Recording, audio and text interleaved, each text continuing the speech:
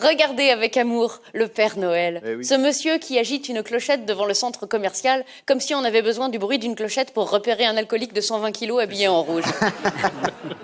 Dans cet extrait, Élodie Pou offre avec un humour grinçant ses conseils pour survivre aux fêtes de fin d'année et à leurs traditions familiales. Bon visionnage et pensez à vous abonner si le contenu vous plaît. Élodie Pou, je vous en prie. Et je ne peux pas commencer ma chronique sans avoir mis mon pull de Noël, je suis Ah bah désolée. mettez votre pull de Mais on me Noël. l'a subtilisé en coulisses. Mais pourquoi Parce que je pensais qu'il y aurait une petite coupure pub avant. D'accord, mais alors qu'est-ce qu'il faut faire? On passe à autre chose? Non, il faut Le juste pull, que je il faut- m'habille. Alors bah j'y Il est vais, juste- alors il est c'est juste c'est bien. On dirait Bernard. Vous avez vu Daniel Thompson, c'est bien Bien. préparé cette émission, Alors- hein, c'est vraiment... J'irais bien le chercher, mais Alors, j'ai enlevé mes cheveux. voilà, le pull, merci. Je ne peux pas apparaître. Il est très sans beau ce en plus, vous avez magnifique- raison parce que il est très très beau. Ça aurait été Allez-y. dommage de ne pas faire. Tu l'as fait toi-même? Oui, c'est tricoté main. Ça, c'est fait maison, ouais. Tricoté main par des non-voyants unijambistes. Ah oui. Mais par contre, on va plus t'entendre, c'est ça le problème. Alors il faut que tu... Il faut remettre le Voilà, micro est-ce que devant. tu as un petit Voilà. micro? Il y a des Non, accessoires. voilà. Ouais. Qu'est-ce que vous voulez? On va t'aider. On va t'aider, Qu'est-ce que vous voulez? la mère Noël. Est-ce que ça colle à travers Oui, ça va marcher, non? Ah, là, c'est merveilleux. Il est très discret. Eh bien, Alors, regarde, voilà, Ah, le voilà, monsieur bravo, Saut, le père bravo. Fouettard.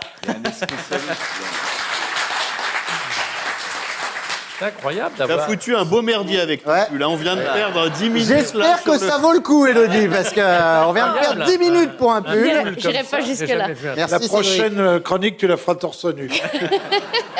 Ce sera sur la réduction mammaire.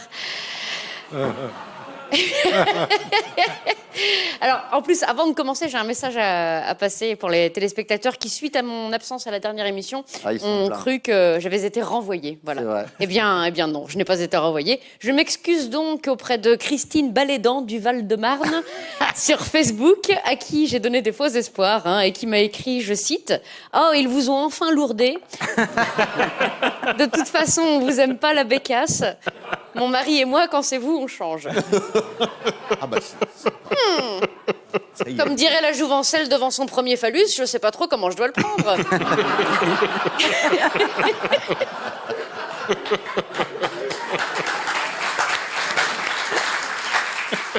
Pour dire des choses comme ça, il faut avoir un joli pull de Noël. Ça passe mieux. Chère Christine Balédan, lire votre message était aussi palpitant que d'assister à une lapidation au chamallow. C'est mal construit, c'est mal écrit, c'est nul. La dernière fois que j'ai vu un truc pareil, j'ai tiré la chasse. Je vous propose donc, en ces temps de fête, de trouver d'autres occupations que de regarder la télé. Alors, je ne sais pas, les mots croisés, le tricot, ou même braquer la banque du sperme, pourquoi pas. Ou bien, tiens, tu veux t'amuser avec des Pères Noël chauds de ta région, Christine? Envoie hôte au 8-12-12. En plus, en ce moment, il y a un ramonage acheté, 2 boules offertes, ça serait possible. Christine Balédan, il est où le balai? Il est dedans, voilà. Joyeux Noël, Christine. Oui, joyeux Noël, bonne année, Christine. Joyeux Noël, Christine. Pour les autres, ho, ho, ho, Noël approche, mes amis. Le Père Noël arrive avec dans son traîneau toute une ribambelle de traditions et de rituels ancestraux. Bûches, dindes, sapins à aiguilles tombantes servant de mur d'escalade pour le chat. Blagues vaseuses du tonton raciste à prendre à un degré égal à son alcoolémie. 8 repas fraîches, ça c'est le surnom de mémé.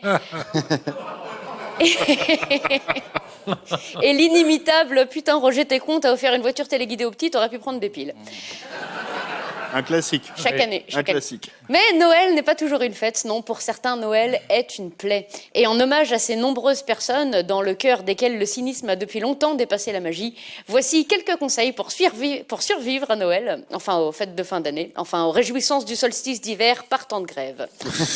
Conseil numéro 1, non, les fêtes de fin d'année ne sont pas votre ennemi. Avec un peu d'imagination, vous trouverez durant cette période quelques instants de joie.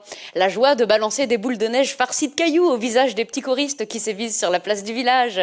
La joie de se délecter du spectacle Holiday on Ice, interprété par les résidents de l'EHPAD, qui se déboîtent les hanches artificielles sur la plaque de verglas placée comme par hasard devant la porte de l'établissement. La joie de voir gonfler Corinne, votre belle-sœur allergique au lactose, qui vient accidentellement d'avaler un morceau de bûche qu'elle croyait au lait de soja. La joie de voir se désilluminer le visage de Gauthier, votre petit-neveu, lorsqu'au milieu de la nuit, vous lui montrerez ses parents déposant les cadeaux sous le sapin.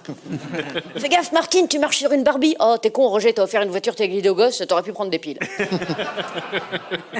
Conseil numéro 2, non, Noël n'est pas forcément un gouffre financier dont la profondeur n'a d'égal que le vide abyssal qui réside dans les boîtes crâniennes des candidats de télé-réalité. Ne vous ruinez pas, offrez malin. Dites à vos proches que vous êtes dans une démarche non capitaliste zéro déchet écolo et fabriquez vous-même vos cadeaux. Diplôme de la meilleure tata, bon pour un câlin, bouquet de fleurs cueillies devant la poste. Colis Amazon destiné aux voisins. Ah, c'est bien ça. Ça, c'est sympa parce que vous découvrez en même temps que la personne le cadeau. Écharpes et gants en provenance directe des objets trouvés de la mairie. Voilà. Refourguez les cadeaux des années précédentes. Prenez garde quand même à ne pas offrir le parfum dégueu à celui qui vous avait offert le parfum dégueu. Conseil numéro 3, tu l'as fait déjà, ça m'étonne pas. Conseil numéro 3, regardez Noël avec des yeux d'enfant. Ah Je oui. veux dire avec naïveté, hein, foutez la paix aux mômes. Regardez avec amour le Père Noël. Eh oui. Ce monsieur qui agite une clochette devant le centre commercial comme si on avait besoin du bruit d'une clochette pour repérer un alcoolique de 120 kilos habillé en rouge.